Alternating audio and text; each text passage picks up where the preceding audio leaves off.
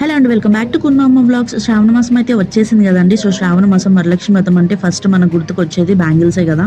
So Varalakshmi వ్రతానికి bangles మాల అయితే అల్లుతున్నాను. So నాకు కావాల్సిన లెంత్ లేస్ తీసుకొని ఒక సైడ్ వచ్చేసేసి బ్యాంగిల్ టైట్ చేశాను, ఇంకొక సైడ్ వచ్చేసేసి ఓన్లీ లేస్ని బాల్ లాగా చేసుకుని టైట్ చేసుకున్నాను, బికాజ్ ఈజీగా ఉంటుంది అల్లకము.